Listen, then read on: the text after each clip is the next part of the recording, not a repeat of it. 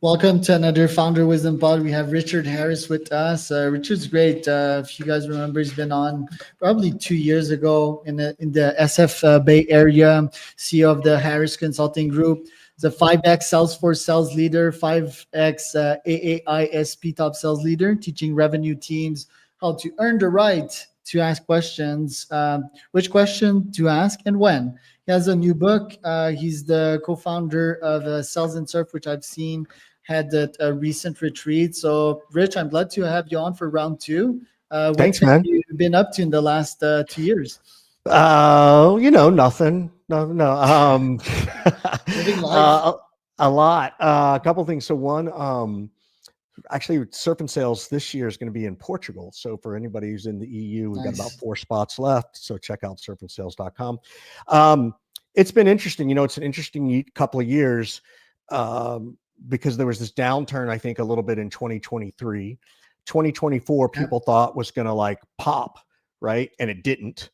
2025 started very well.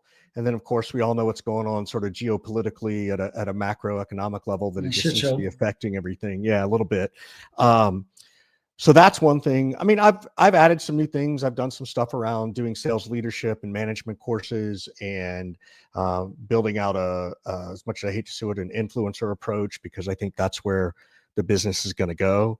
And I've been spending a ton of time in ChatGPT, how to leverage that, and in combination in relation to SEO, because SEO is dying pretty hard right now. So there's a lot of things that I'm figuring out and rejiggering to do to better understand the marketplace. So that's where I am at the moment. But business is good. Like the good news is companies are actually investing in their sales teams right now, and I think that's an important thing. Like they are finally investing in that human to human humanity part that AI is just not going to replace. Interesting. Yeah, like we spoke 2 years ago, 3 years ago, I made the decision to slash most of my 200 employees and replace them with AIs. And I was Right. expecting the market to follow up with that in 2024, probably 2023 even. And only probably 6 weeks ago have I started seeing CEOs, one, slash off their teams and use AI softwares instead, some of them AI agents.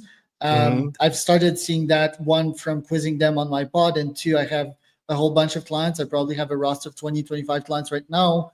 And I've seen that some of them recruiters, right? Executive and corporate recruiters that are also seeing that right now. Haven't you Yeah. start seeing that in the market as well?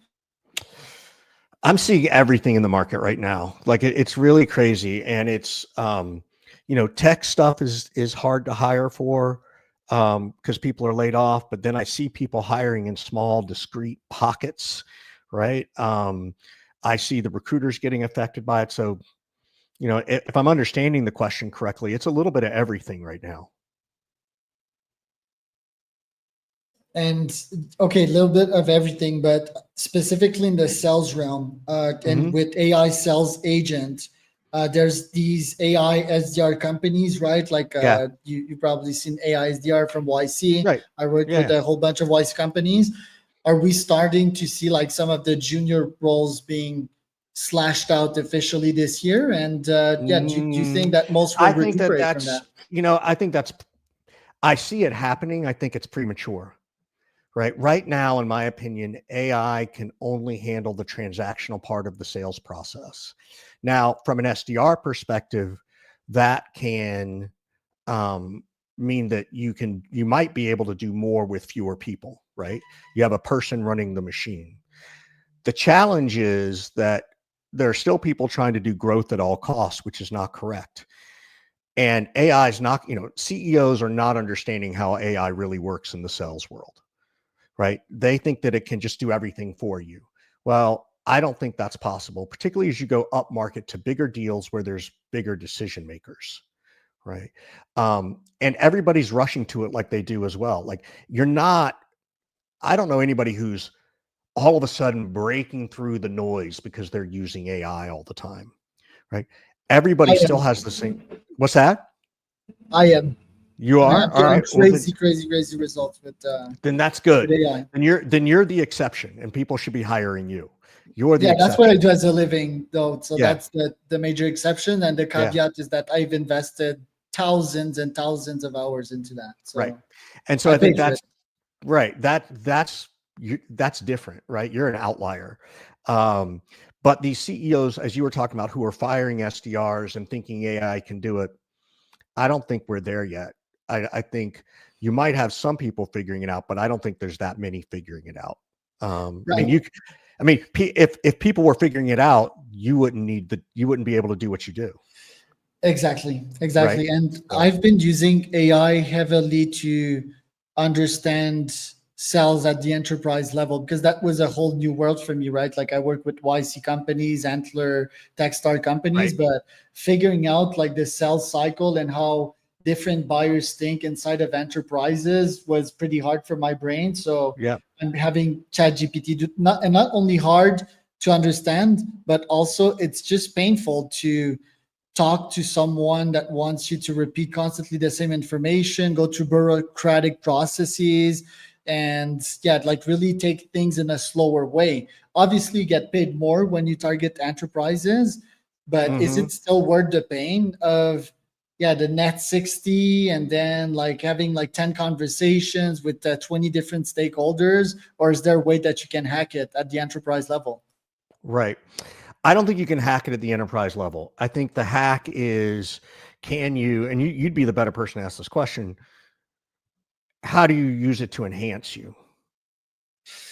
I feed it all Right. the responses that I get via email. I just take screenshots and I prompt it Yeah. well, and then it tells me exactly how to That's reply what I to that mean. person and to Yeah. be patient with that Yeah. person. And that's what I mean is it's enhancing what you do. It's not, and that enhancement is the cool thing about AI, which I think maybe this is what you're thinking of too, is that it absolutely helps us think more smarter because we can let the machine do it and I can create my creativity brain can edit the machine, what the machine spits out, versus me having to try and figure out how to write this and all the energy it takes to write. Like it can be exhausting to communicate with Very someone in exhausting. email. And that's where AI enhances because it can bring in all that data, right? Like I've got this whole thing too of like, I've been yelling at companies about why are you not recording your internal pipeline meetings and then uploading that into, whether it's a Gong or whatever course or whatever system they're using, because that's part of the strategy for that deal. And if there's a 100%. conversation around, your internal challenges that could affect the timeline or other deals or other resources, that needs to go into the forecasting model. And nobody's doing Right. that, right? So, which is essentially what you're doing. You're just taking the, whether it's a recording or an email, right? So I agree Because with when you we that it get on a enhances sales it. call, we're Yeah. like so focused on ourselves and our pitch, and sometimes we're not even listening to what the prospect says, and they say it like point blank to you. This is my pain point. This Right. is very important for me, and we're so busy, we just hop on to another meeting, then we Yeah. forget Yeah. what they said, and then we Yeah. send a quote that's totally not tailored to their needs, right? Yeah. Yeah. They feel dismissed, right? Like this is the human part of sales, right? Is that, everybody wants to be seen, heard, and understood. And AI can enhance that, particularly the hearing and understanding part, right? And it can reinforce that to you, um, either during a call, which some tools can do, or after the call to make sure you don't forget something like you were talking about, right? And then in communicating back with that particular prospect or customer, you can prove that you were listening, right? They were heard and understood. So that's where I see it. I guess my question is, do you see people replacing SDRs like you asked me, or is it sort of, but not like fully yet? Yeah, right now I think a lot of enterprises, and I work with Deloitte Fast 500 as well, which are different than Fortune 500. I don't think I'd be Yep. a fit for Fortune 500. And they hired me to replace a couple of SDRs, right? Like to run campaigns for them. I use AI at all levels of the campaign, Right. and it's just an automaton running by itself. and just yielding more results. So it's like an expert, a 1% expert in between them and the system. They also own the full stack and the full infrastructure. So that's what I'm seeing right now. But I could very much see it like AI SDR, the YC company led by Yuri, whatever his name is. I'm going to have him on my pod pretty soon. And I could see that being the norm in a couple of years. But like you said, I think CEOs are not ready for it right now. What surprised me beginning of this year is that, yeah, with the tariffs, like most of them are, you tend to think that they take risks, and they're fearless, but no, they literally still freeze once they see it happening. Well, that's a cash flow issue, right? Like that is, it's interesting to see that. I agree with you, right? Like it's you and I swim in this world of what we do directly affects their ability to make money. Right. We're not, and I don't know the answer to this, but and how is all that affecting SEO and SEM and stuff like that, right? Like that's a different approach, in my opinion, than what you do and what I do. And it also depends on product development, right? It also depends. Now, this is the part where you and I may not have enough vision forward, is who is their customer, right? If their customer is directly affected by the tariffs, then that certainly affects them. That being said, you and I are about conversions. You and I are about how do we convert more into the pipeline so that what's in the pipeline isn't garbage, right? And so that's the part they forget when they talk to someone like us. Yeah, the SEO AI thing, we're going to get to it. I talked twice about that today on the pod. I guess it's very trendy, but my point was that CEOs, they freeze about the tariffs, but they also tend to freeze about AI. That's what I'm seeing out there. They have, they're not making any decision on any of it. Yeah, and they have limited bandwidths, right? They're super stressed, and most of them are not in building mode. They're in keeping their shit together mode and having the business not implode, right? They're constantly extinguishing fires, so they don't really have time to test out that software. They're not super tech savvy, so instead, they'll go and hire a consultant that can set their full tech stack for them, get them a bit of results, get them accustomed to that best technology. They trust my brain to pick the best softwares and the fastest way to get there. And AI still is not good at that. Like if you ask an AI what is the best cold email stack, they won't tell you that it's instantly plugged with SendGrid and using Namecheap to create mailboxes and buy domains, right? Which is my stack, by the way. I think it's one of the most efficient ones. So they still need a 1% human brain to guide them in the right direction, set it up for them, create a machine, and maybe then they will, instead of replacing their existing employees, they'll just outsource that system to an existing employee to sort of manage it. I think that's what they'll do. What do you think? I think you're right. I think it takes more than 1% of the human, though. I would say it's 75-25. Like to your point, like if the machine kicks out certain things, the human still has to put some thought into it. Like this is the interesting thing. To your example of, people put stuff into the machine. Who's the best? What's the best? Blah, blah, blah, blah, blah, blah, blah, right? For some of us, for any of us, I think, that affects inbound, right? And it makes people shortlist who they're even going to talk to faster. Right. And so that's an interesting play, which is kind of sort of the same as SEO, but not really, because the LLMs are about here, not opinions of opinions, right? It's an opinion. It's a so what I've seen different in like LLM's recommendation via Google's recommendations, that they tend to scrape more high authority source and not necessarily like your or my website.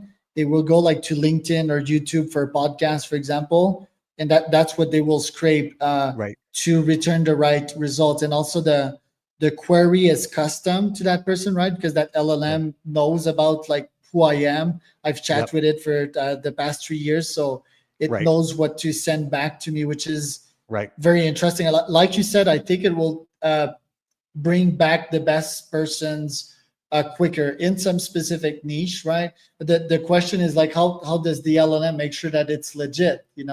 Does me having that podcast with you right now means that I'm legit. Oh, maybe that's because I did 2,000 of them. Maybe that's because I have a bunch of subscribers. So Yeah. I think that's going to be interesting. And there's also like the deep research that is very interesting. I think Yeah. is even deeper and is even more resources. So you also have a chance to pop right now. But I haven't had anyone reach out to me yet. I think I had like one or two saying, "Hey Charles, I found out about you via Chat GPT." You probably I've, had I've many. had two. I've had two, which was very unexpected. So I've been spending more time in Chat GPT for that reason in the last year. Right. So it And was certainly an indication. and maybe your book. I think your book can be like a high authority piece, right? Because Yeah. it's on Amazon. I have four books, but they're not like as well written as yours. They're written by GPTs. I do have a company that does that. It's called bookwritegpt.com. And yours is like more, it's probably better written. It's probably deeper than mine. I think that could be indexed as well. Tell me a bit more about your last book that I see behind you. Yeah. It's called The Seller's Journey. I don't do have, oh yeah, this is what it looks like. Sorry. Um, and it's meant to be, I have this concept that I don't think there's as much of a buyer journey as people think there is. I think there's a buyer's experience through a seller's journey. And that journey is actually created by sales and marketing, right? A customer, a potential customer, is either trying to solve a problem, which means they've had an experience, or they're trying to prevent a problem, which means they're trying to anticipate an experience.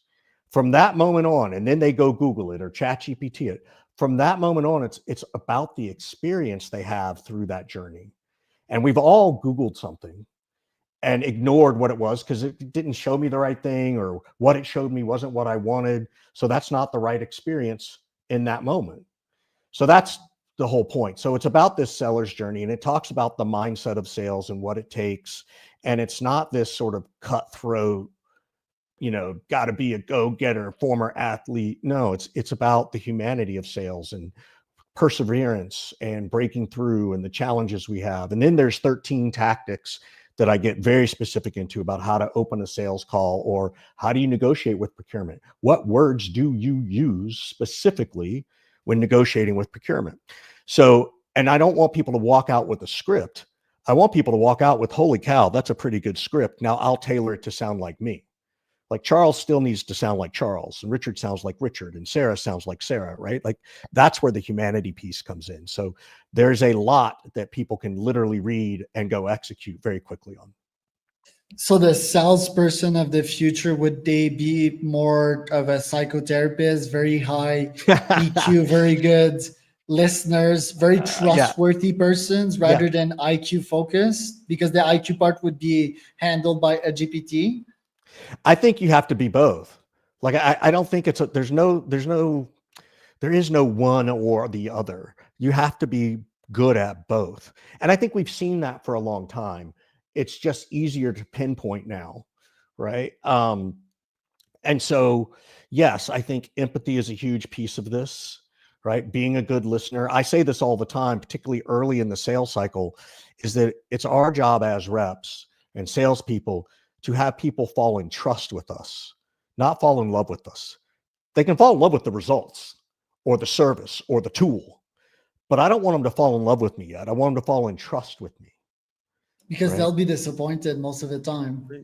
Well, not only that, but that's too much expectation, right? Right. And to your point, nobody ever, if someone asks for a referral, they're asking for someone they trust, not someone they love.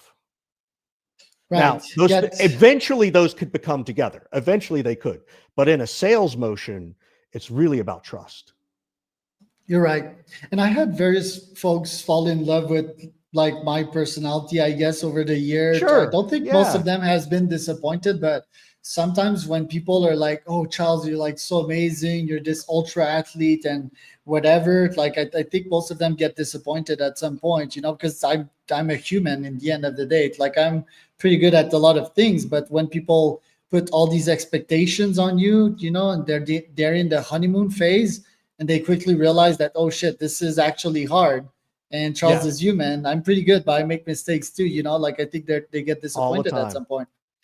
I don't know that they get disappointed. I think they get I mean, because it's their own disappointment. It's just right. them that is seeing I, something that is not. I'm not like yeah. trying to be someone that I'm not. Yeah. Yeah. I think they're disappointed. And you're right. They might say they're disappointed in you, but I It's think to some extent, projections. yeah, they might be a little disappointed in themselves for not catching that sooner. Um, Is but that I don't know. every I mean, time you want someone to save you, right? You have like the hero complex, and then that's just like toxic. Like, I'm not yeah, Superman. yeah, It's yeah, like yeah, psychology, deep yeah. psychology stuff. I'm pretty sure There is some you're of this. very, yeah. There's some of this sometimes, but Yeah.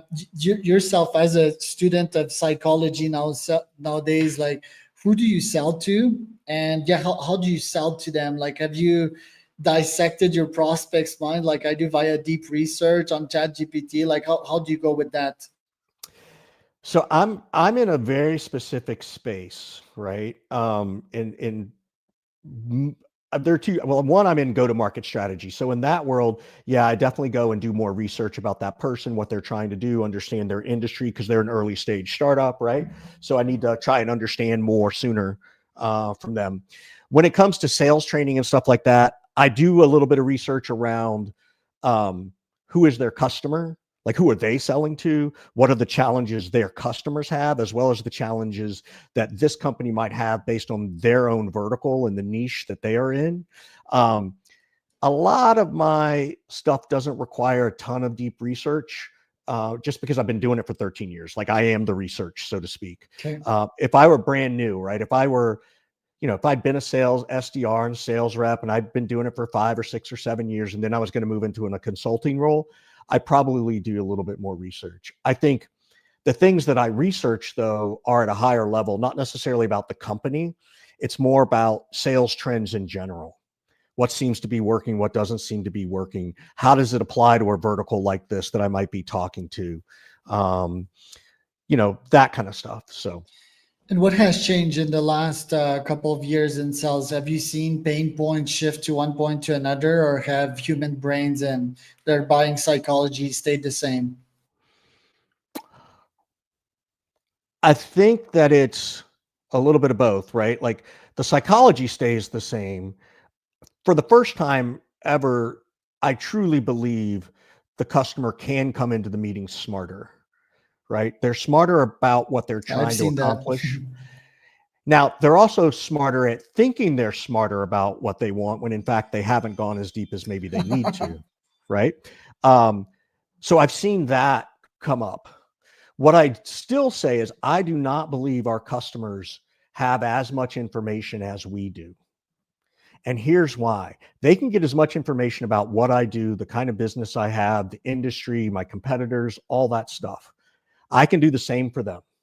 Here's what they don't do. They don't go learn how to be a buyer. They don't study the craft of buying. Oh yeah. We study the craft of selling. And that doesn't mean manipulation. That means we practice and repeat and practice and repeat and practice and repeat, right? And you can tell this based on how they negotiate, because they negotiate using the only tactic they know, which is fear. I want a discount or else. Oh boy. That's Or it. else. Or else, right? And that tells me they're not as smart about buying as they claim to think they are, right?